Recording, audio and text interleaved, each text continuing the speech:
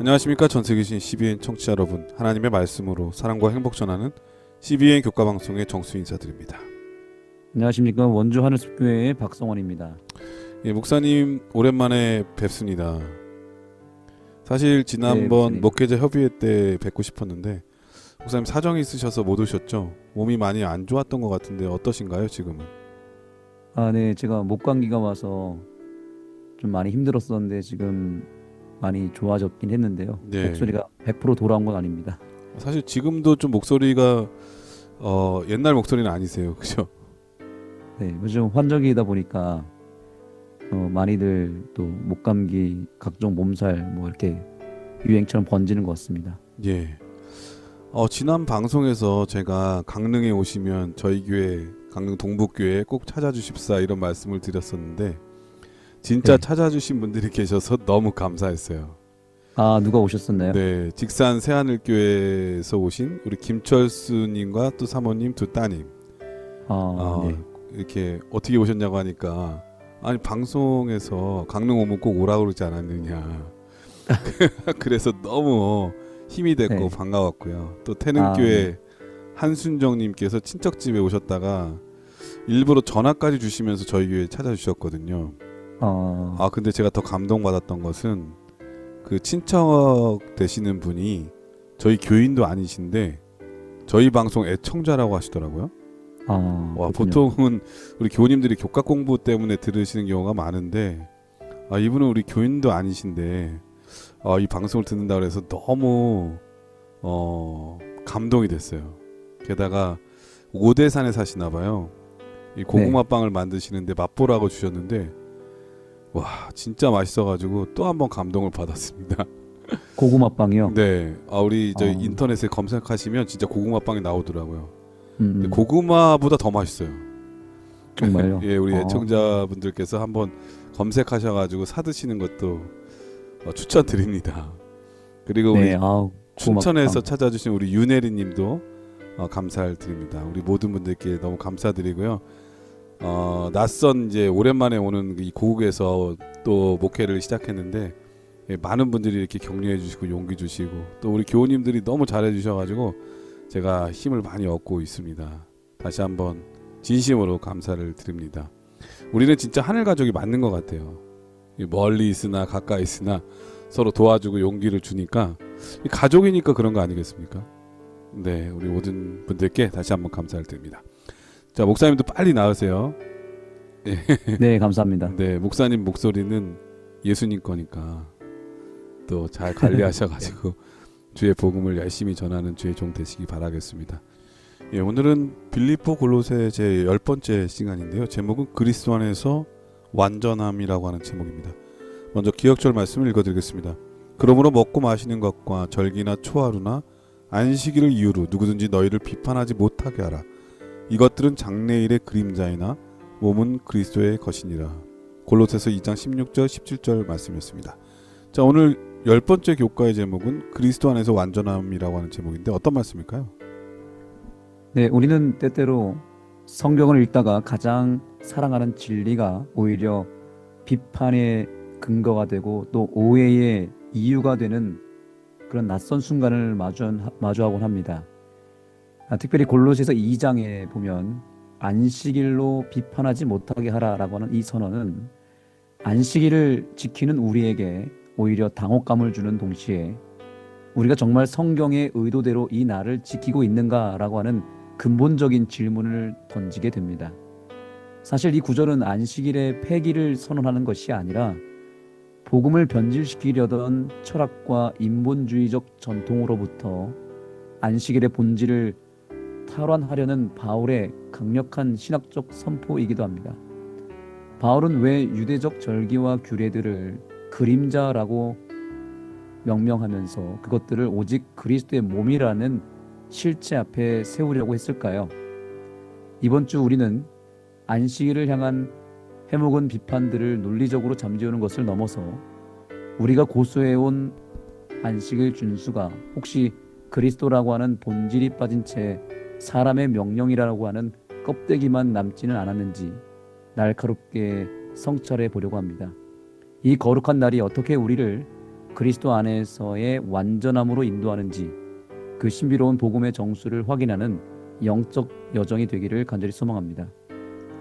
예, 어떤 분들은 이런 성경절을 들어서 이 안식일을 폐했으니까 지키지 않아도 된다 이런 주장을 하는 분들이 간혹 계시거든요.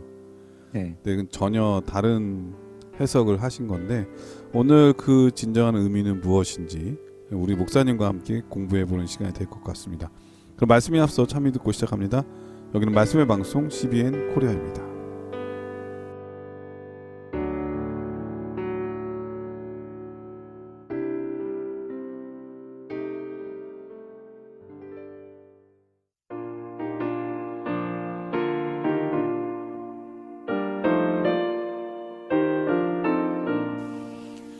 만세 만사 되신 주 나를 섬겨주옵소서. 자기 오래 살아요 흘린 피와 불로써 나의 죄를 씻어서 정결하게 하옵소서. 예, 찬미 잘 들었습니다. 일요일 서지는 하나님의 지혜와 지식이라고 하는 제목인데 어떤 말씀일까요? 네, 요즘 세상이 참 경이롭죠. 인공지능 AI라고 들어보셨습니까? 네, 이번에 목회자협의회 갔더니 네. 이것을 선교나 또 우리 목회에 적용하는 방법도 배울 수 있어서 너무 좋았던 것 같아요. 아, 그러셨군요. 이제 이 인공지능 시대가 열리면서 뭐 제미나이라고 하는 기능 혹은 챗 GPT라고 하는 도구들이 우리의 삶의 지형을 바꾸고 있습니다. 그래서 이것들이 이제 어떻게 활용하게 되냐면 모르는 것을 물어보면 기가 막히게 답을 내놓는 기술들을 보면서 우리가 감탄하죠. 하지만 정보가 많아진 만큼 우리의 삶의 위기도 사라졌다고 볼 수 있을까요? 아닙니다. 자녀의 방황, 깨어진 관계, 갑작스러운 질병과 신앙의 위기 앞에서 이러한 AI라고 하는 기계가 주는 정보는 우리의 마음의 눈물을 닦아주지는 못합니다. 정보는 넘쳐나지만 영혼을 구원하는 진짜 지혜는 오히려 고갈된 시대를 우리가 살아가고 있습니다. 오늘 사도 바울은 우리가 감탄하는 그 어떤 인공지능보다도 더 탁월하고 더 방대한 우주적 지혜의 근원을 소개하고 있습니다. 바울은 골로새서 2장 3절에서 이렇게 선포합니다. 그 안에는 지혜와 지식의 모든 보화가 감추어져 있느니라. 아멘. 여기서 우리가 주목해야 할 단어는 바로 모든이라고 하는 단어입니다. 예수님 안에는 지혜의 일부분이 아니라 우리 인생에 필요한 모든 답이 들어있다는 뜻이죠. 인공지능 AI가 세상의 모든 데이터를 모아놓은 거대한 도서관이라면 예수님은 그 데이터를 실제적으로 실현시키고 움직이는 생명의 주인이기도 하십니다. 그래서 교과 본문에는 이런 내용으로 우리에게 언급하고 있습니다. 우리에게 그리스도가 있다면 우리는 모든 것을 가진 것이다. 네, 그리스도라고 하는 존재, 또 그리스도 안에서 얻게 되는 지혜가 있다면 우리는 모든 것을 가진 것이다라고 말하고 있습니다. 정말 가슴 벅찬 기별이죠. AI가 아무리 똑똑해도 우리의 영혼의 죄를 씻어줄 수가 없고 또 죽음의 공포를 이길 소망을 주지 못합니다. 사람이 만든 기술은 편리함을 주지는 모르겠지만 때때로는 부작용이라고 하는 것을 낳기도 합니다. 그러나 예수님이라고 하는 존재, 또 예수님 안에서 얻는 지혜는 부작용이라는 것이 없고요. 아주 안전하고 우리를 완전으로 이끈다는 사실입니다. 그분은 우리의 인생의 가장 확실한 내비게이션이자 실제적인 해결사가 되십니다. 그래서 예수님께 지혜를 빌려 쓰는 것은 그것이 가장 지혜롭고 탁월한 신앙의 실력이며 가치라고 하는 사실입니다. 바울은 이 지혜를 설명하며 한 가지 중요한 균형을 제시합니다. 바로 그리스도라고 하는 진리와 또 조직화된 교회의 가치, 이 두 가지를 강조합니다. 진리는 우리 인생의 보화이고 또 교회 조직이라고 하는 것은 그 보화를 어, 안전하게 지켜주고 보존하고 또한 그것을 전파하기 위해 우리 주님께서 세우신 안전한 금고와 같습니다. 진리 없는 조직은 영혼 없는 기계와 같고 또 반대로 조직이 없는 진리는 보호막이 없는 촛불과 같습니다. 우리가 이 진리의 길을 끝까지 가기 위해서는 뜨거운 복음의 열정과 함께 주님이 세우신 몸된 교회라고 하는 질서 속에 있을 때에 안전한 것입니다. 이 두 기둥이 든든할 때 우리의 신앙은 비로소 흔들리지 않는 완전함에 이르게 되는 것입니다.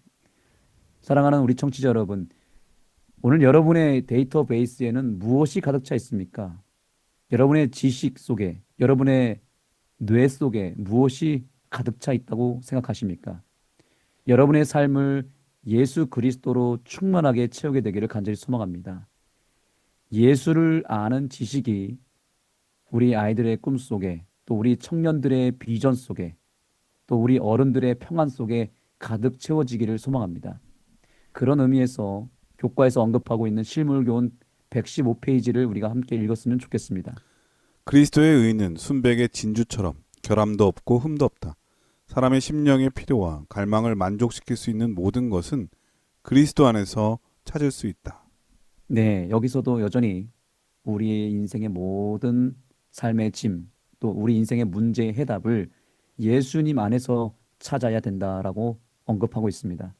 세상은 더 스마트한 기술을 의지하려고 유혹하지만 우리는 영원히 변치 않는 지혜의 본체가 되시는 예수 그리스도를 의지해야 됩니다. 세상의 도구는 우리를 편리하게 하지만 예수님은 우리를 완전하게 이끌어 가십니다. 오늘 이 시간 모든 보화의 원천이신 예수 그리스도를 붙잡게 되기를 소망합니다. 그리고 그분과 함께라면 우리는 이미 모든 것을 가진 것입니다. 이 놀라운 지혜의 주인공으로 살아가는 저와 여러분이 되기를 간절히 소망합니다. 예, 이로써지는 하나님의 지혜와 지식이라고 하는 제목이었는데, 이 AI 시대가 되면서 편리한 점과 좋은 점도 있지만 반면에 이 위태로움도 있어요. 그러니까 좋은 점은 우리가 말하는 진리에 대해서 쉽게 묻고 답할 수 있는 거죠. 예전에는 성경에 대한 진리를 교회에 찾아가서 목사님한테만 들었잖아요. 근데 이제는 목사님이 말씀하시는 것을 성도들이 AI로 검증하더라고요. 저게 맞는 말인가 틀린 말인가. 그래서 함부로 단에서 진리를 왜곡하거나 잘못된 말을 했을 때 성도들이 직접 체크할 수 있는 거죠. 어떤 면에서 진리를 더 빨리 쉽게 접할 수 있는 좋은 시대인데, 반대로 AI가 잘못된 정보를 줄 때는 정말 위험한 거죠. 그리고 디지털 침해라는 말 들어보셨죠, 목사님? 네. 예. 이 AI나 뭐 네이버나 이런 포털 사이트에서 치기만 하면 다 답이 나오니까 그게 자기 지식인 줄 알고 공부를 안 하는 거예요. 그래서 어떨 때는 이 내가 아는 것과 또 AI가 아는 것을 착각하는 경우가 있거든요. 그런데 이 단순하게 아는 것과 그것을 실제 알아서 경험으로 또 움직임으로 내 삶에서 구현하는 것은 전혀 다른 문제인 것 같습니다. 그래서 많은 사람들이 아는 것으로 끝나고 그것을 삶으로 이 구현하고 또 실현하는데 문제가 많이 있다고 그래요. 그래서 착각하는 거죠. 이게 디지털 침해인데, 우리는 이런 아는 것을 생명력 있게 구현하기 위해서는 그것을 실천하고 몸으로 새기면서 살아야 되거든요. 그것을 하게 하는 것은 감동인데, 그 감동을 주시는 분은 오직 예수님 뿐이라고 하는 거 오늘 배울 수가 있었습니다. 월요일 소지는 그리스도 안에서 뿌리 내리고 자라남이라고 하는 제목인데 어떤 말씀일까요? 네, 나무 한 그루의 운명은 그 나무가 어떤 땅에 심겼느냐에 달려 있다고 볼 수 있죠. 오늘 사도 바울은 우리의 신앙의 영원한 좌우명을 이렇게 제시합니다. 골로새서 2장 6절로 7절입니다. 그러므로 너희가 그리스도 예수를 주로 받았으니 그 안에서 행하되 그 안에 뿌리를 박으라. 네, 그 안에 뿌리를 박으라고 하면서 마치 우리의 인생을 한 그루의 나무처럼 묘사하면서 뿌리를 내려야 된다라고 말하고 있어요. 그런데 우리 한 사람 한 사람은 하늘의 귀한 가치를 담은 소중한 씨앗으로 묘사하고 있는 것 같습니다. 그런데 이 씨앗이 어디에 심겨지느냐가 굉장히 중요한 것입니다. 예수 그리스도라고 하는 최고의 땅에 심겨질 때에 비로소 하나님이 계획하신 위대한 나무, 좋은 나무, 거목으로 자라나게 되는 것이죠. 씨앗이 좋은 땅에 심겨졌다고 해서 곧바로 나무가 되는 것은 아닙니다. 가장 먼저 일어나야 할 사건은 이 씨앗을 감싸고 있는 단단한 껍질이 깨어지는 발화의 과정이 필요합니다. 오늘 교과는 이 신비로운 시작을 이렇게 설명합니다. 그리스도를 받아들이는 것은 무엇보다도 자기에 대한 죽음, 곧 살아계신 그리스도께 자신을 온전히 내어드리는 것을 의미한다. 네, 감사합니다. 우선 여기서 그리스도를 받아들이는 것은 이라고 되어 있잖아요. 이것을 우리가 나무 혹은 씨앗과의 관계 속에서 빗대어 볼 때 이것은 예수님께 심기어지는 것은 이런 의미가 되겠죠. 혹은 예수님께 뿌리를 내리는 것은 이런 뜻입니다. 자, 그런 다음에 우리가 또 하나 주목해야 될 부분은 바로 마지막에 있습니다. 그리스도께 심겨지는 것의 구체적인 내용을 이렇게 결론을 내립니다. 그리스도께 자신을 온전히 내어드리는 것, 이렇게 표현하고 있습니다. 굉장히 중요한 포인트입니다. 이 의미는 결국에 내 고집, 내 생각, 내 판단, 내 계획, 내 지식, 이 모든 것들이 어쩌면 단단한 내 자아라고 하는 껍질이라고 볼 수 있습니다. 근데 이 껍질이 깨어져야 된다는 거죠. 이것이 깨어지고 이것을 뚫고 내 안에 바라라고 하는 생명력이 나와야 되는 것인데 바로 그것을 여기서는 그리스도께 자신을 온전히 내어드리는 것이다라고 표현하고 있습니다. 이 내 자아라고 하는 껍질이 깨어져야만 비로소 그 안에서 잠자던 생명력이 발화하게 되는 것입니다. 그렇게 되려면 나를 완전히 그리스도께 내어드려야 됩니다. 그래서 그 완전히 내어드리는 그 죽음의 지점이 바로 예수님의 생명이 터져 나오는 지점이다라고 말하는 것이죠. 그렇다면 예수님께 뿌리를 내리고 그 안에서 오래 머문다는 것은 구체적으로 무엇을 의미할까요? 그것은 어떤 관념적인 명상이 아니라 철저하게 말씀이라고 하는 토양 속에 파고드는 것을 의미합니다. 그래서 교과는 이 진리를 아주 강력하게 이렇게 선포합니다. 실제로 성경을 통해서만 우리는 예수님을 온전히 알 수 있다. 네, 성경을 통해서만 누구를 알 수 있다고요? 예수님을 알 수 있다라고 말합니다. 즉 말씀의 뿌리를 내리는 것이 곧 예수 그리스도라고 하는 토양에 뿌리를 내리는 유일하고 확실한 방법이다라고 말하고 있는 것입니다. 앞서 저는 우리의 자아를 예수님께 내어드리는 것이 곧 마치 씨앗이 흙 속에서 껍질을 깨고 발화하는 그 생명의 과정이라고 설명을 드렸습니다. 그래서 우리의 자아라고 하는 껍질이 깨어지는 과정, 이것이 예수님 안에서 이루어져야 되는데 특별히 이것에 대한 구체적인 적용을 교과는 계속해서 이렇게 설명하고 있습니다. 우리가 그 안에서 행하며 살아간다는 것은 우리의 모든 결정과 행동을 그분의 말씀과 성령께서 인도하시도록 내어드린다는 뜻이다. 네, 여기서 주목해야 될 부분은 뭐냐면 우리의 모든 결정과 행동을 그분의 말씀과 성령께서 인도하시도록 내어드린다라고 말하고 있습니다. 그러니까 이제는 나의 모든 결정과 행동까지도 말씀 위에다 올려놔야 된다는 거예요. 말씀에다가 맞춰야 된다는 것입니다. 그래서 말씀에다가 내어드림으로 인해서 우리의 뿌리를 견고하게 할 때에 그것이 진정한 의미에서 뿌리를 내리는 과정이 되는 것입니다.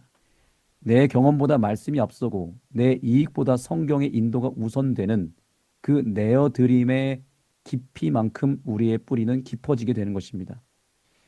여전히 내 판단과 내 생각에만 사로잡혀 있다면 그것은 아직 껍질이 깨어지지 않은 상태라고 볼 수 있습니다. 아무리 교회 마당을 밟고 있어도 발화되지 못한 씨앗이 될 뿐입니다. 그러나 말씀이 이끄는 대로 내가 순종하고 내 생각 대신에 말씀에 의해서 말씀으로 말미암아 내 선택과 판단을 자꾸만 연결해 나갈 때 우리는 비로소 껍질을 깨고 나온 발화된 과정으로 나아갈 수 있는 것입니다. 주님의 말씀에 내 삶의 주도권을 내어드리는 순간 그 순종의 걸음이 바로 예수라고 하는 토양에 깊이 뿌리 내리는 거룩한 과정인 것입니다. 제가 섬기는 교회의 로비에는 인공식물이 하나 있습니다. 인공식물이라는 게 어떤 예, 걸 말하는 건가요? 플라스틱 재질로 만들어진 네. 아주 잘 만들어진 식물입니다. 그러니까 그런데 가짜군요, 가짜 식물. 가짜입니다. 네. 정말 진짜 식물보다도 더 화려하고 멋있게 이렇게 생겨 있거든요. 그런데 얼마나 편리한지 모릅니다. 물을 줄 필요도 없고 예. 또 시들지도 않기 때문에 관리하기가 참 편하고 좋습니다. 그런데 이 동일한 식물이 이제 교회 2층 테라스 바깥에 놔둔 식물도 있거든요. 그런데 가끔씩 가보면 이렇게 쓰러져 있습니다. 왜냐하면 바람이 살짝 불고 뭐 비가 오거나 눈이 오면 그 바람에 그냥 이 화려한 식물들이 맥없이 쓰러져 있는 것을 보게 됩니다. 왜 쓰러져 있나 봤더니 당연히 뿌리가 없으니까 쓰러지겠죠. 그래서 이것을 고정하려면은 한 화분에다가 이 자갈이나 흙을 잘 채워두고 이것을 고정시켜야만 이것이 잘 흔들리지가 않습니다. 끈으로 묶던지. 네, 끈으로 묶던지 해야 되겠네요. 그렇죠. 그래서 그 모습을 보면서 제 자신의 모습도 보게 되었습니다. 아, 우리의 신앙도 이렇게 될 수 있구나. 겉모습은 누구보다 화려한 재림성도 같지만 말씀에 내 영혼을 깊이 뿌리 내리지 않는다면 예수님께 깊이 내 신앙과 내 삶에 뿌리 내리지 않는다면 우리도 시련의 바람이 임할 때 마치 그 인공식물처럼 속절없이 무너질 수도 있다라고 하는 것이죠. 그래서 이번 교과의 교훈에서는 우리에게 이러한 승리 공식을 제시하고 있습니다. 교훈의 말씀을 읽어보겠습니다. 그리스도를 구주로 받아들이고 그분의 말씀에 따라 삶을 정립할 때 그리스도 안에 뿌리 내리게 된다. 이것이 우리가 믿음에 굳게 서는 방법이다.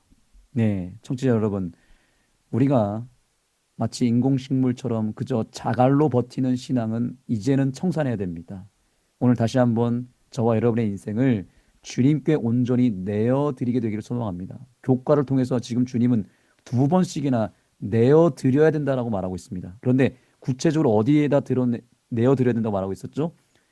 예수 그리스도께 드려야 되는데 그것에 대한 구체적인 것은 바로 하나님의 말씀에 내 인생을 내어드려야 된다고 말합니다. 왜냐하면 예수님은 지금 우리 눈에 보이지 않잖아요. 그러나 말씀 속에 나타나고 계시고 말씀 속에 예수님이 계시기 때문에 우리의 자아를 깨트려야 될 장소는 말씀 앞에 깨어드려야 되고요. 말씀 안에서 내 자아가 깨어져야 되는 과정이 필요한 것입니다. 이것이 신앙의 발화 과정입니다. 오직 성경을 통해서만 예수님을 온전히 알 수 있다라고 하는 이 교과의 말씀을 기억하며 오늘 우리는 기록된 말씀의 토양 속으로 우리의 신앙의 뿌리를 더 깊이 내리게 되기를 간절히 소망합니다.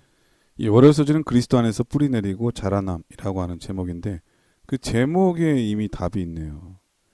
사실 인공식물이라고 하는 것은 이 과정 없이 그냥 겉모습, 화려함만 추구하는 신앙의 모습이잖아요. 그런데 생명력 있는 식물이나 꽃들은 씨부터 시작해서 그 발화의 과정, 그 자기가 이 흙에 덮여야 되고 죽어야 되잖아요. 네, 예, 그리고 또 이 싹이 나면서 그 모진 풍파를 이겨내야 되고, 그러면서 뿌리를 내려서 영양을 충분히 공급받아야 흙으로부터 그래야 자라날 수가 있는 거잖아요. 근데 이런 과정 없이 뭐 겉모습의 화려함만 쫓다 보면은 인공식물처럼 내 실은 없고 겉만 화려한 사람이 되고 마는 거죠. 네, 사실 세상에 우리를 유혹하는 빛들이 많잖아요. 재물도 그렇고 뭐 명예도 그렇고 뭐 이런 모든 것들 다 사실은 다 빛처럼 우리가 다 갖고 싶은 거거든요. 근데 이 빛 저 빛 쫓다 보면은 진짜 빛을 보지 못하잖아요. 예수님이라는 분. 그래서 사실은 극장에서나 뭐 이럴 때 이 화면에 집중하기 위해서는 주변에 있는 불을 다 끄잖아요. 음, 왜냐하면 한 빛만 볼 수 있도록. 그러니까 네. 우리가 그러한 어두운 그런 것들을 이겨낼 수 있는. 그래서 옷을 빛을 한 빛만 보고 살아가야 하는 그러한 삶의 가치를 우리가 정해야 될 것 같아요. 이런 빛 저런 빛 다 쫓다가는 우리도 이 겉은 화려하고 막 그런데 실제로는 아무것도 산만해서 이 진짜를 가지지 못한 정체성이 없는 사람이 되고 말거든요. 항상 예수님 안에서 뿌리 내리고 그 고난과 시련도 이겨내서 예수님과 함께 성숙한, 그래서 예수님께 기쁨을 드리는 그런 우리 모두가 됐으면 정말 좋겠습니다. 아멘. 화요일 소지는 십자가의 못 박으심이라고 하는 제목인데 어떤 말씀일까요? 네, 이번 교과의 핵심 구절인 골로새서 2장 14절은 우리 재림교인들에게 매우 치열한 변증이 필요한 구절입니다. 수많은 개신교 신학자들은 이 구절을 근거로 해서 안식일을 포함한 구약의 율법은 십자가에 못 박혀 폐지되었다라고 주장하며 우리를 공격합니다. 과연 그럴까요? 만약 그렇다면 우리는 폐지된 율법을 붙들고 있는 어리석은 자들이 될 것입니다. 그러나 오늘 우리는 십자가에서 사단이 내민 죄의 빈 문서가 어떻게 처리되었는지, 그리고 그 너머에 여전히 빛나고 있는 하나님의 영원한 법이 무엇인지 그 명확한 진리를 확립하고자 합니다. 사단은 하나님의 법정에서 우리를 고발하기 위해 죄의 채무 증서를 내밀었습니다. 우리가 율법을 어겼기에 죽어야 한다는 법적 서류입니다.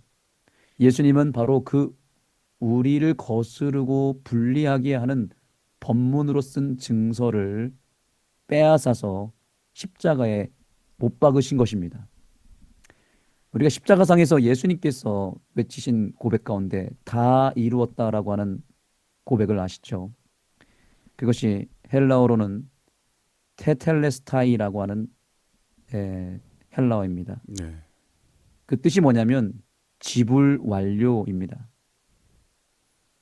그러니까 이 지불 완료라고 하는 뜻은 율법을 없앴다는 뜻이 아니잖아요. 완료가 됐다는 거죠. 그렇죠. 오히려 율법이 요구하는 죄의 삭신 사망을 예수님의 피로 다 지불했다, 음. 갚으셨다는 뜻입니다. 그게 그런 의미에서 헬라어로 예, 테텔레스타이? 네, 테텔레스타이. 이게 되게 어렵네요. 그러니까 네, 집을 완료는 쉬운 일은 아니에요. 예. 그래서 어려운 일이네. 갚았다라는 뜻이에요. 다 빚을 청산했다라는 뜻이에요. 그래서 다 끝났다, 다 이루었다라고 말한 거죠. 내가 다 빚 갚았다라고 고백하신 거예요. 그래서 빚을 갚았다고 해서 그 나라의 법이 없어진 것은 아니잖아요. 그렇죠? 십자가는 율법의 요구를 성취함으로써 하나님의 법이 얼마나 엄중한지를 오히려 증명한 장소입니다. 그래서 여기서 우리가 주목해야 될 것은 뭐냐면 폐지된 것과 폐지되지 않은 것을 명확하게 구분하는 것이 더 필요한 것입니다. 그래서 부좌선지자 365페이지에서 이렇게 이야기하죠.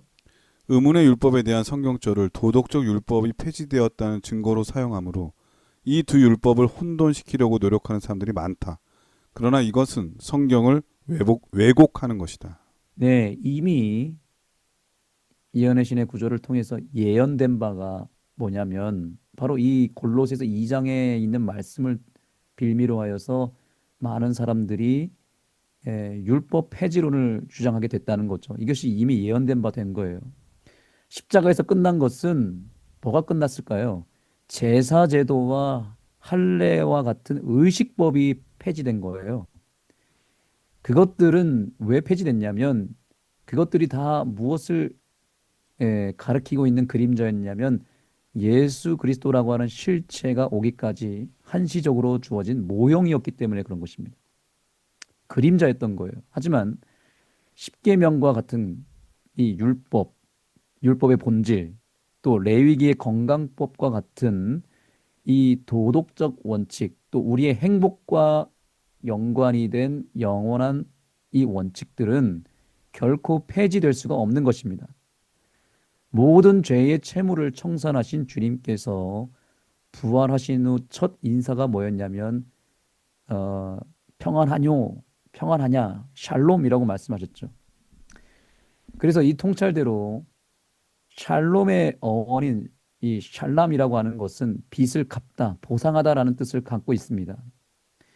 예수님은 지금 우리에게 말씀하십니다. 내가 내 빚을 다 갚았다. 십자가상에서 다 이뤘다라고 말씀하시면서 이제 부활하신 다음에 뭐라고 하냐면 그러니 이제 사단의 고발로부터 안심해도 된다. 더 이상 그 빚 때문에 너희가 스트레스 받을 필요가 없다. 그렇기 때문에 너희가 평안할지어다라고 예수님께서 인사를 건넨 것이죠. 채무가 청산된 사람이 가장 먼저 누리는 권리가 무엇입니까? 그것은 바로 평안, 안식이잖아요. 빚쟁이에게 쫓겨본 사람은 다 알 거예요. 쫓기지 않고 더 이상 빚쟁이로부터 압박을 당할 필요가 없기 때문에 평안히 쉬는 것입니다. 우리가 안식일을 지키는 이유도 그 율법이 폐지된 것이 아니기 때문에 오히려 십자가에서 모든 죄의 빚을 탕감받은 자들로서 우리가 누리는 해방의 기념일인 것입니다. 레위기의 건강 원칙을 지키는 이유도 마찬가지죠. 주님의 피로 값주고 사신 우리의 몸을 이제는 거룩한 성전으로서 관리하는 차원에서 우리가 레위기의 음식법을 지키는 것이지 구원받기 위해서 혹은 그 율법을 잘 지켜서 뭔가 하나님께 잘 보이기 위해서 지키는 것은 결코 아니라고 하는 것입니다. 십자가는 율법을 파괴하는 방종의 장소가 아니라 사랑의 법을 즐거운 마음으로 순종하게 만드는 자유의 현장인 것입니다. 이걸 좀 구별할 필요가 있는데 네, 사실 이 절기는 예수 그리스도의 그러한 사명과 그런 모든 일들을 표상학적으로 이 그림자처럼 표현됐잖아요.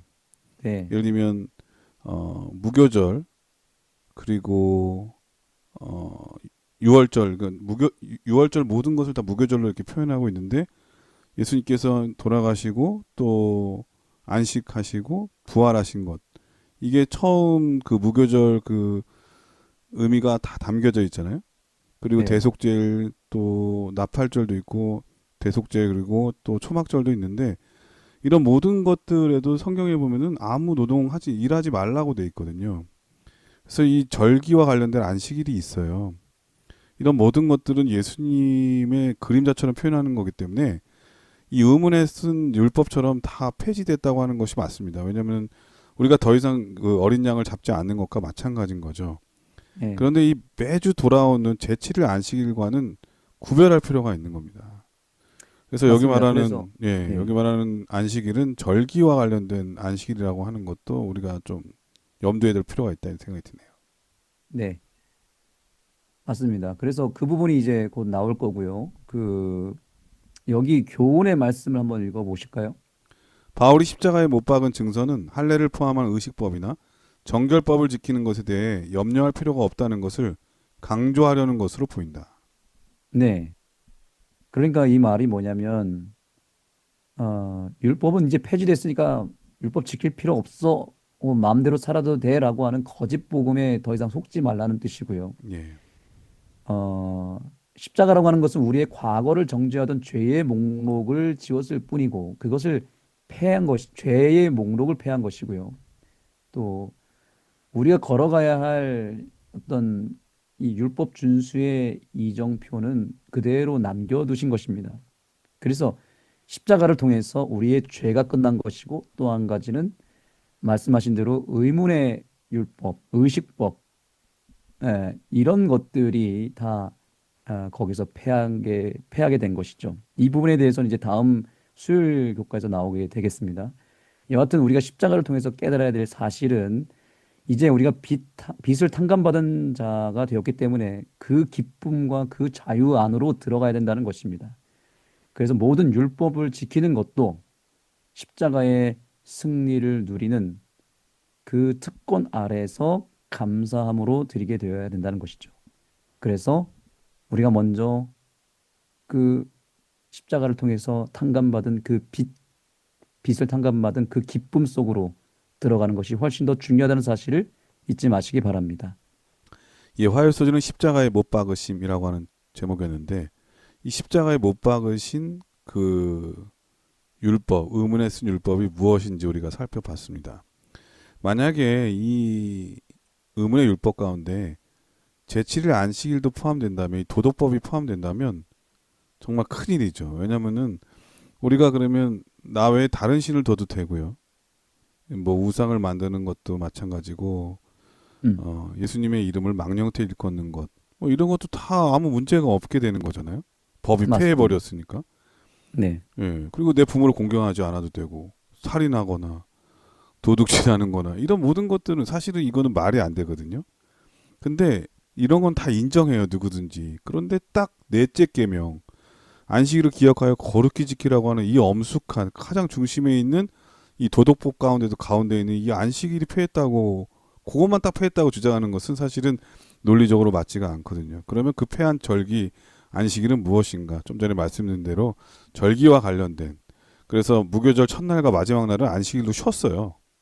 그리고 나팔절도 안식일날도 쉬었고 대속제일도 마찬가지고 초막절의 첫날도 또 안식일날로 쉬었거든요. 그러니까 아무 일도 하지 말라고.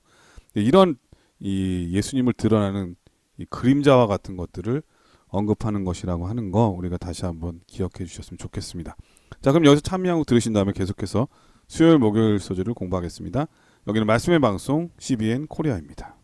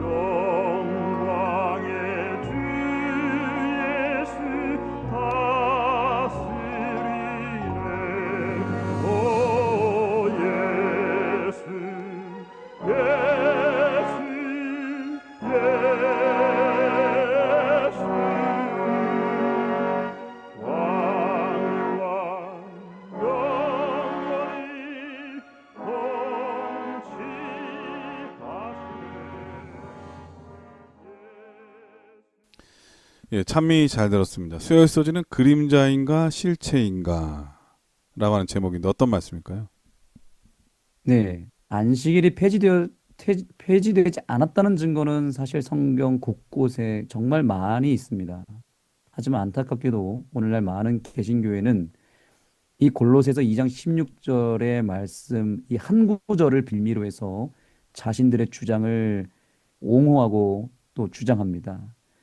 그들은 전체 맥락을 가린 채 이 구절 하나만 떼어서 안식일 폐지론의 근거로 삼습니다. 하지만 바울의 서신은 절대로 그렇게 읽어서는 안 됩니다. 바울은 지금 골로새 교회를 혼란스럽게 했던 유대인 그리스도인들의 그 강요적 신앙에 대해서 비판을 한 것이거든요. 그래서 여기 이 골로새서 2장 16절의 말씀 한번 읽어보겠습니다. 그러므로 먹고 마시는 것과 절기나 초하루나 안식일을 이유로 누구든지 너희를 비판하지 못하게 하라. 이것들은 장차 올 일의 그림자이나 몸은 그리스도의 것이니라.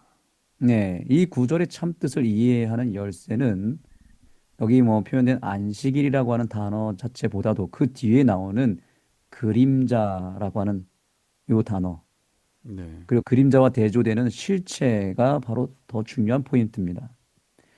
바울이 언급한 목록을 자세히 보시기 바랍니다. 먹고 마시는 것, 이것은 성전에 드려진 제물들을 가리키는 것이고요. 또한 절기나 초하루나 안식일이라고 하는 것은 호세아 2장 11절과 동일한 순서로서 아까 우리가 조금 전에 언급한 것처럼 예식 혹은 절기 안식일을 포함한 유대교의 그 절기 시스템 속에서 이해를 해야 되는 것입니다.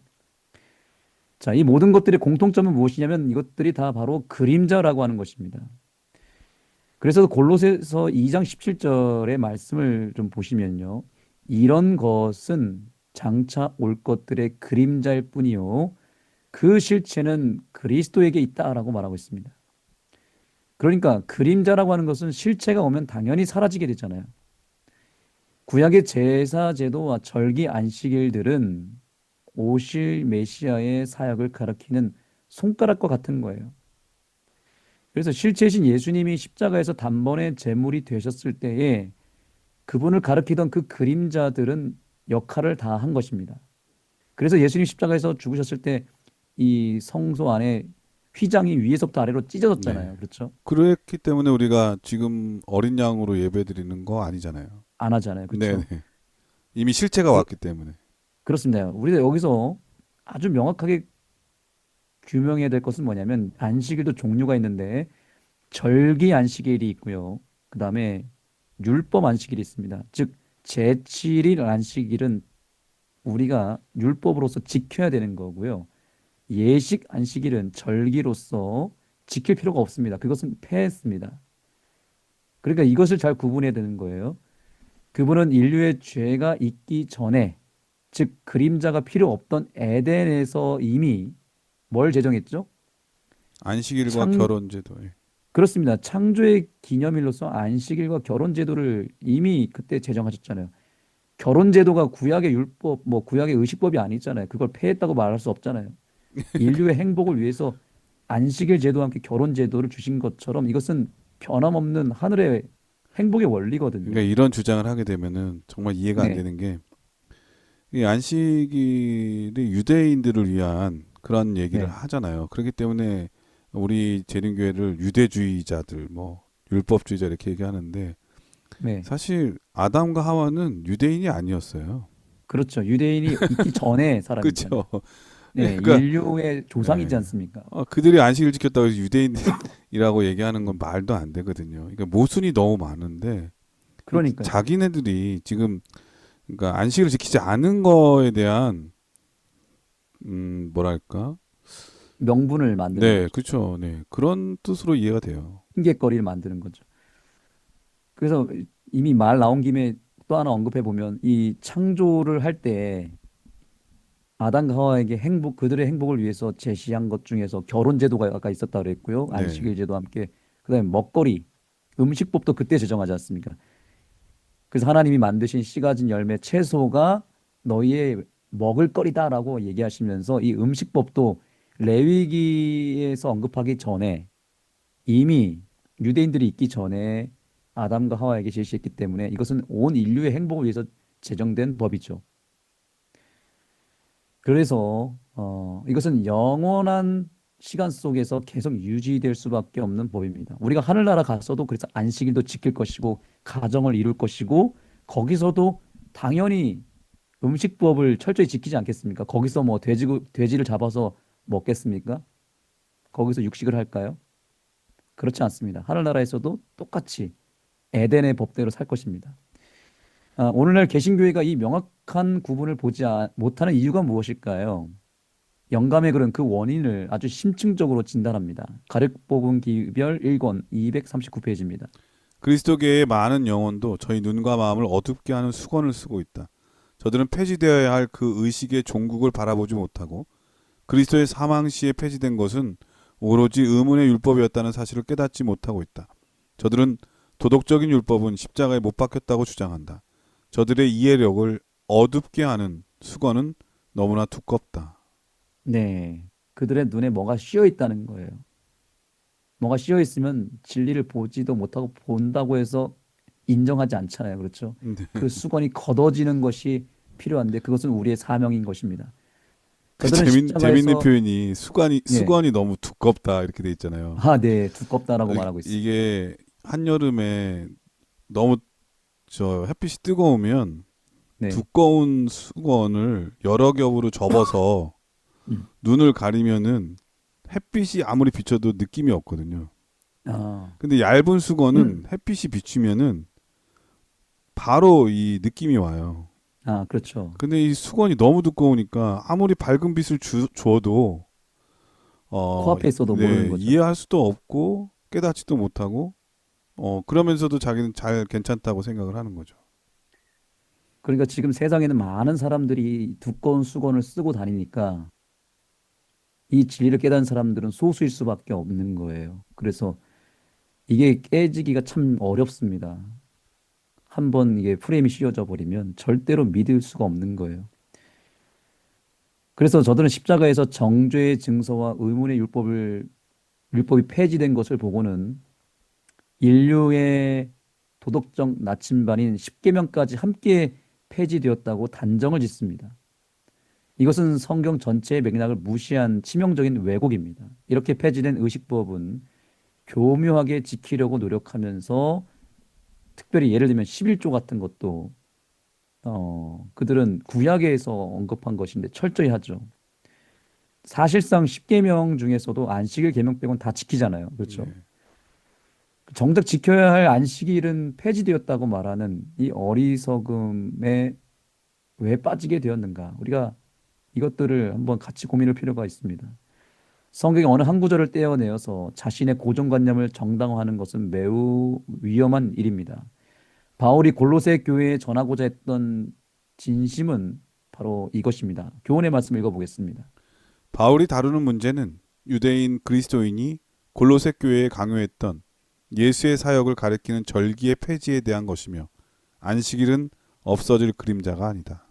그렇습니다. 우리가 지키는 안식일, 제7일 안식일은 십자가에서 사라진 그림자가 결코 아니라고 하는 것입니다. 오히려 십자가를 통해 우리가 어떤 죄의 빚을 탕감받았는지 확인하고 창조주께로 돌아가는 가장 복된 실체의 시간이 바로 안식일입니다. 자신의 생각에 빠져서 무엇이 옳은지 또 무엇이 틀렸는지 바르게 보지 못하는 연약함을 우리는 과감하게 내어던지고 회개해야 되는 것입니다. 성령의 인도를 구하고 맥락 속에서 진리를 온전히 바라보는 우리 모든 CBN 청취자 여러분 되기를 간절히 소망합니다. 예, 수요일 소지는 그림자인가 실체인가? 그림자는 무엇이고 실체는 무엇인지 우리가 함께 공부했습니다. 실체는 바로 예수 그리스도시죠. 근데 이 예수 그리스도를 드러내는 그림자 같은 그러한 말씀들이 있거든요. 이 바로 절기와 관련된 것들입니다. 이 절기는 예수님의 죽음, 그리고 또 고난, 그리고 부활을 나타내죠. 그게 앞에 세절기고, 그리고 오순절도 있고, 그리고 나팔절, 대속제일, 초막절, 이런 모든 것들이 바로 다 예수님에 대한 그러한 삶을, 사명을 다 이렇게 초점을 맞추고 있거든요. 근데 실체가 왔기 때문에 더 이상 그게 의미가 없는 겁니다. 그렇기 때문에 오늘 우리가 그런 절기를 지키지 않는 거죠. 근데 요즘도 그런데 그 절기를 주장하면서 절기 안 지키면 구원 못 받는다고 얘기한 그러한 사람들도 나타나 있어요. 그러니까 이 그렇습니다. 그림자와 실체를 바르게 이해하는 것이 얼마나 중요한지를 또 한번 알려줍니다. 그리고 이 그림자와 실체를 뺀 다음에 성경에 보면 율법이 거룩하다고 돼 있잖아요. 만약에 율법이 거룩하지 않고 의미가 없다면 예수님께서 십자가에 돌아가실 아무 의미가 없거든요. 이 남는 정말 중요한 율법을 우리가 왜 지켜야 되는지도 이 말씀을 통해서 우리가 다시 한번 이해할 수 있는 것 같습니다. 예, 목요일 서지는 사람의 계명이라고 하는 제목인데 어떤 말씀일까요? 네, 이제 우리가 그림자의 실체에 대해서 배웠는데요. 바울은 골로새 교회를 향해서 유대교회의 의식과 관습에 매여 있는 상태를 세상의 초등학문이라고 책망합니다. 십자가에서 실체이신 그리스도가 모든 의식법을 폐지하였음에도 불구하고 여전히 인간이 만든 껍데기를 구원의 공로나 정죄의 잣대로 삼는 것은 복음의 본질을 훼손하는 위험한 일이죠. 그리스도께서 성취하신 구약의 의식들을 계속 지키는 것은 더 이상 하나님의 요구사항이 아닙니다. 사도 바울은 이를 경고하며 우리에게 분명히 이렇게 권면합니다. 교훈의 말씀입니다. 예수께서 성취한 구약의 의식은 더 이상 하나님의 요구가 아닌 인간이 부여한 의무일 뿐이었다. 실제로 이것은 믿음을 향상시키기보다 믿음의 부담이 되었다. 네, 우리는 본질이 되시는 예수님을 제외한 나머지 비본질적인 것에 너무 목을 맬 필요가 없습니다.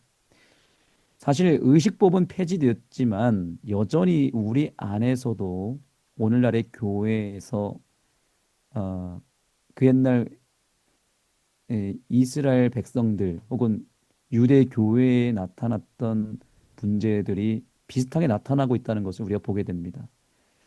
그리스도 안에서 약속된 세상의 질서를 따르는 자들이 그리스도인들인데 여전히 옛것에 매여 있는 경우들이 있습니다.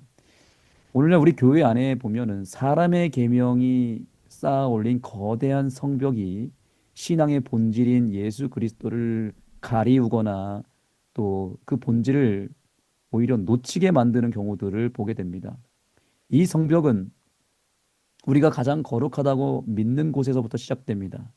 예를 들어서 우리는 교회 건물을 사람의 공동체가 아닌 신성한 성소 그 자체로 인식하곤 합니다. 사실 교회라고 하는 것은 건물이 아니라 예수님을 믿는 공동체잖아요.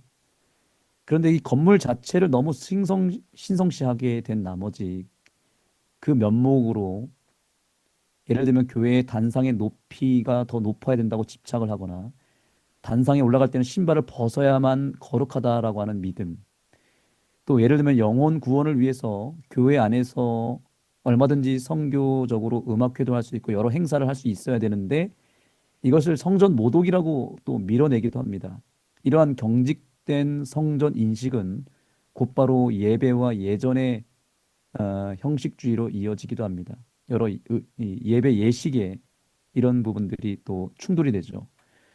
안식일 학교와 설교 예배의 순서 하나를 바꿔 놓는 것도 어떤 분들은 이것을 진리를 훼손하는 것처럼 여기며 이것을 절대로 바꾸면 안 된다라고 보는 경우도 있습니다. 정해진 예법을 완벽하게 수행하는데 몰두하는 사이에 예배의 주인공 되시는 예수님과의 그 뜨거운 만남은 또 식어져 버립니다. 이 형식의 벽은 더욱 촘촘해져서 우리의 문화와 생활 방식까지도 규제합니다. 특정 악기나 복음 성가를 가지고 찬양하는 것을 경건치 못하다라고 배척하는 경우도 있고요. 복장은 바지가 좋냐, 치마가 좋으냐라고 논의를 하고 또 치마의 길은 얼마큼 되어야 된다라고 하는 규정이 있는가 하면 화장은 또 얼마나 진하게 하느냐 이런 잣대가 너무나 다양하다 보니까 결국 이것이 사람들을 판단하는 도구가 되어버렸습니다. 또 우리의 식탁에서도 이러한 규정들은 충돌을 일으킵니다. 빨간 김치파가 있고요. 하얀 김치파가 있습니다. 멸치 한 마리나 생선을 섭취하는 여부도 사람마다 다 기준이 다르다 보니까 이 식생활에 대한 부분이 서로에게 감시를 하게 만들고 서로 눈치를 보게 만드는 경우들이 있습니다. 이 모든 형식주의의 끝은 결국 안식일의 왜곡으로도 치닫습니다. 안식일은 해방의 날임에도 불구하고 어떤 분들은 자전거를 타야 된다, 타지 말아야 된다라고 하는 논쟁을 하기도 하고요. 차를 타는 문제도 안식일의 논쟁에 들어가 있습니다. 또 안식일에 라면을 끓여 먹는 것도 죄가 될 수도 있습니다. 그래서 다음 세대를 위해서 기도로 준비한 어떤 청년들의 선교 프로그램이 사람이 만든 안식일의 규정에 부딪혀 배척당하는 경우들이 있습니다. 그래서 우리의 자녀들이 교회 안에서 상처를 받고 안식일에 상처를 받는 경우들이 있습니다.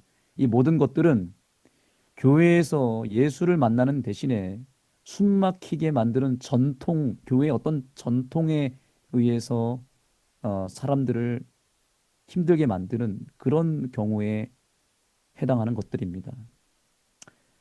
우리 청취자 여러분들께서는 이러한 논란에 빠지지 않게 되기를 간절히 소망합니다. 이 모든 벽을 허물고 우리를 자유케 할 명확한 기준은 오직 한 분입니다. 기준은 하나밖에 없습니다. 그 기준은 바로 뭐냐면 예수 그리스도라고 하는 기준입니다. 무엇이 맞고 틀리냐를 따지기 전에 우리는 스스로에게 물어봐야 됩니다. 예수님이라면 과연 이 상황에서 어떻게 하셨을까? 안식일 준수도 어떤 누군가의 기준을 따르는 것이 아니라 사람이 만든 어떤 전통을 따르는 것이 아니라 예수님처럼 안식일을 지키면 됩니다. 그리고 선교를 하는 방식은 마찬가지로 예수님처럼 전도하고 선교하면 되는 것이죠. 예배를 드리는 형태도 뭐 사람마다 다 기준이 다르기 때문에 우리는 그저 예수님께서 어떻게 예배를 드리셨는지를 보면서 예수님의 방식을 자꾸 생각할 필요가 있습니다. 우리의 음식 생활, 복장조차도 예수님이 사람을 대하셨던 그 사랑의 시선으로 바라보면 됩니다. 예수님이 빠진 모든 전통과 규정은 영혼을 살리는 생명이 아니라 오늘 교훈의 말씀대로 믿음의 무거운 부담이 된다라고 하는 사실을 우리 모두가 기억했으면 좋겠습니다. 그래서 엘렌 화이트는 사도행적 473페이지에서 우리에게 이 표준을 다시 세우라고 권고합니다. 그리스도께서는 표준이시다. 그들은 그 표준으로 제시된 교리들을 시험해야 하였다. 그들은 그리스도의 가르치심에 일치하지 않은 것은 모두 거절해야 하였다. 아멘. 여기 보니까 유일한 기초, 유일한 기준이 무엇이라고 말하고 있습니까? 예수님. 예수 그리스도. 예. 그분 예수 자체가 표준이다라고 말하고 있죠. 그래서 구원의 유일한 기초는 내가 얼마나 완벽한 형식과 이 전통을 지켰느냐에 있지 않습니다. 그것은 다 껍데기고 사람의 계명일 뿐입니다. 오직 예수입니다. 오직 예수께서 우리를 위해 하신 그 완벽한 기준에만 우리가 표준을 맞추면 되는 것이죠. 그러므로 자신의 부족함이 느껴질 때마다 사람이 만든 어떤 전통의 짐으로 그 자리를 채우려고 하지 마시기 바랍니다. 예배의 형식이나 교회 건물의 어떤 관습 뒤에 숨지 말고 본질이신 예수 그리스도 앞에 나아가게 되기를 간절히 소망합니다. 모든 신앙의 영역 속에서 예수님이 유일한 기준임을 잊지 마시기 바랍니다. 나를 정죄하고 또 타인을 비판하는 인간의 잣대를 내려놓고 우리를 위해 지금도 일하시는 주님의 은혜를 바라보는 것이 참된 자유의 길입니다. 이 명확한 기준 위에 당당히 승리하는 우리 CBN 청취자 여러분 되기를 간절히 소망합니다. 예, 목요에서 주는 사람의 계명이라고 하는 제목이었는데 이 하나님의 계명과 완전히 대조되는 거죠. 이 사람의 전통, 그러한 관행 이런 것들은 더 예수님을 잘 믿기 위한 우리의 어떤 그 자극제, 이 촉매자가 되도록 하는 건데 이게 마치 자기의 믿음을 드러내는 수단처럼 보이기 시작하면 네. 이게 문제가 되거든요. 그리고 다른 사람을 정죄하는 데 수단이 되거나 도구가 되어서는 또 안 되거든요. 금식에 대한 내용도 그런 거잖아요. 예. 사실 그 교회 안에 그런 문제들이 되게 많이 있어요. 그 심지어는 일반 개신교에서 지키는 그 사순절이라고 하는 절기 있잖아요. 네. 이 절기 같은 것도 사실은 어떻게 보면은 그 부활절도 정확한 예수님이 부활한 날이 아니거든요. 그렇죠. 또 게다가 또 이게 동방의 종교, 그 이방 종교들과 그 문화와 축제들이 연결돼서 음. 본의 아니게 이제 섞여 있는 그런 경우가 많은데 저는 그걸 뭐라 그러는 게 아니라 그거를 안 지키기 때문에 너희는 이단이야 이렇게 얘기하는 거는 말이 안 되거든요. 심지어 우리 교회를 그 부활절 계란 안 한다고 진리교회가 아니라고 얘기하는 사람들도 있거든요. 제가 예전 교회 있을 때도 네. 크리스마스 안 지킨다고 예수님 안 믿는다고 하더라고요. 그러니까 예. 이 사람의 전통과 이런 사실은 그 크리스마스가 정말 예수님 태어난 날은 아닙니다라고 하면 사람들이 잘 모르는 사람들은 정말 왜 그러냐고 이렇게 의문을 갖는 그날이 사람들. 태양 숭배일인데 사실. 그러니까요. 예. 이런 게 많거든요. 그리고 또 목사님이 앞서서 말씀하신 것처럼 신앙을 더 잘하려고 하다가 강조하는 여러 가지 일들이 누구를 이렇게 얽매여 있는 짐처럼 돼버리는 그런 모든 것들이 다 사람의 계명이거든요. 이 사람의 계명을 통해서 상대방의 신앙을 점수 매기거나 그리고 또 그걸 표준으로 삼거나 그런 것도 정말 위험하다고 하는 것을 또 새삼 다시 한번 느끼게 됩니다. 나도 모르게 상대방을 그러한 모습으로 바라보진 않았는지 색안경 낀 건 아닌지 제가 여기서 그 생각나는 한 이야기가 있는데 유명한 그 MC면서 개그맨이 신동엽 씨 있잖아요. 신동엽 씨. 네. 근데 그 지상렬이라고 하는 개그맨이 친구인가 봐요, 서로. 근데 한 번은 이제 지상렬 씨랑 신동엽 씨가 같이 이렇게 방송을 하게 됐는데 지상렬 씨가 들어오는데 안경을 쓰고 들어오니까 야, 넌 눈이 많이 나빠? 이렇게 물어봤대요.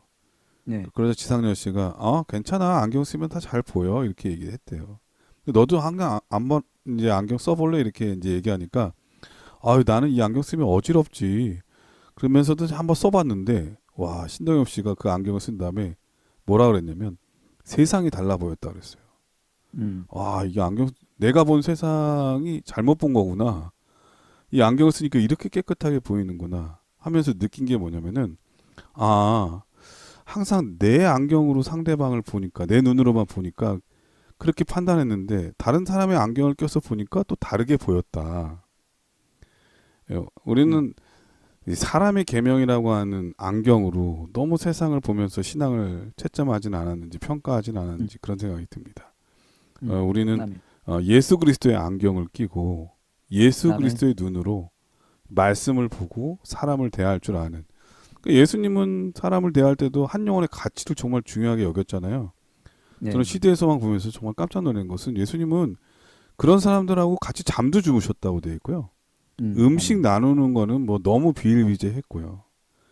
예, 그 왜 그랬냐면 친절한 말로써 그 사람이 대했던 이유는 첫 번째는 그 사람들이 나는 이렇게 소중한 사람이라고 하는 것을 느끼게 만들기 원했고 또 하나는 나도 저렇게 예수님 가까이서 있는 신뢰받는 사람이 되고 싶은 갈망을 느끼게도 했다고 하고요. 네. 그리고 또 하나는 그 영혼의 가치가 얼마나 중요한지를 깨닫게 하기 위함이었다고 되어 있거든요.